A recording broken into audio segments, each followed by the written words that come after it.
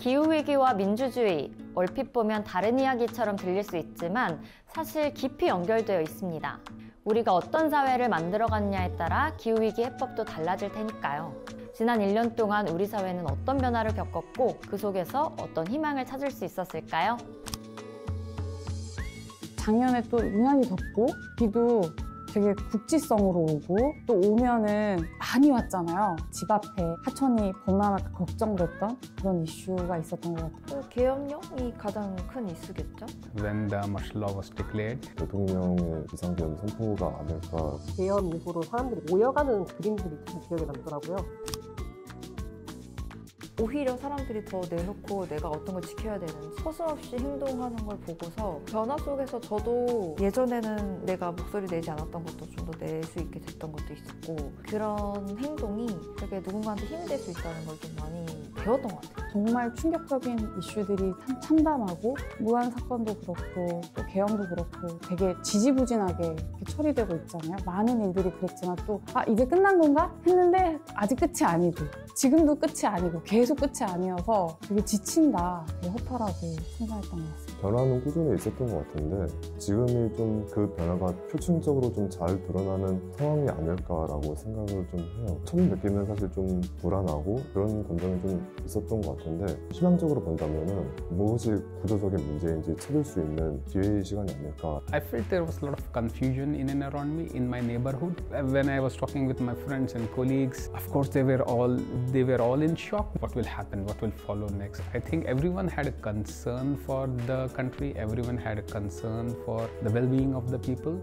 이번에 사람이 많이 모였던 거는 너무 예상 이상이라 해야 되나? 선결제 나눔 문화 자체가 좋은 방향은 다양한 방식으로 이루어지는구나. 응원봉 사람들이 많이 들고 나온 것도 그렇고요. 사회 이슈 여러 가지가 원래라면 좀 무관심 속이나 각자 마음속 안에서만 흩어질 거였는데 모여있다 보니까 진행되는 게 많아서 좋았어요. We also discussed several other issues, including the climate change. Year on year, things are becoming very hard, very terrible. Like the world is witnessing the crazy wildfires. There are droughts in several places. There are floodings. 아무래도 취업이 요즘 어렵다고 하잖아요. 신입도 잘 안 뽑고 경력직만 뽑고 그런 것들이 좀 있다 보니까 사는 이야기를 하는데 워낙 나라의 이슈가 크다 보니까 그 사는 이야기가 그쪽으로 연관돼서 항상 만날 때마다 빠지지 않은 이야기인데 어떻게 먹고 살 것인가. 저의 활동에 있어서도 글 하나 올리기도 좀 불안한 이런 상황이 언제쯤 끝날까 이런 것들이 이제 마음 맞는 친구들 만났을 때의 얘기인 것 같아요. 용기를 내서 한 발짝만 더 내딛는다면 사회에서 어느 누군가는 제가 이제 두 발짝을 걸을 수 있도록 도와주는구나. 그런 점들이 사회에 가졌던 희망이지 않을까. 집회 때 사람들이 정말 많이 모였었잖아요. 사람들이 모이고 있는 거 보고 민주주의가 멀쩡하구나. Several thousands of people were there with a hope. It was a hope. I think now more than ever, when there is so much of climate crisis around, the vibrant democracies. 희망은 너무 크게 봤죠. 끊임없이 계속 싸워 나가는 사람들, 민주주의가 좀 살아있는 나라다. 그거 봤을 때 되게 희망적이다, 우리나라는. 내가 하는 일이 옳은지 틀린지 맞는 방향으로 가고 있는지가 모르잖아요. 스스로도. 틀리다고 얘기를 했었을 때 맞아, 그거 틀렸어 라고 같이 얘기해주는 사람들의 흔적을 찾을 때마다 좀 저는 희망을 얻었던 것 같아요. 내가 일상에서 느꼈던 불평감 같은 걸 얘기하게 되면 그게 다른 사람한테 공감이 되고 그래서 이게 사회적으로 어떤 변화가 일어나야 된다라는 메시지가 되더라고요. 그 사람들이 그렇게 자기의 목소리를 내준 덕분에 생존에 대한 안정을 보장받고 사는 것 같다는 생각을 해서 저뿐만 아니라 그냥 이 다음에 누군가를 위해서도 하고 있는 것 같아요.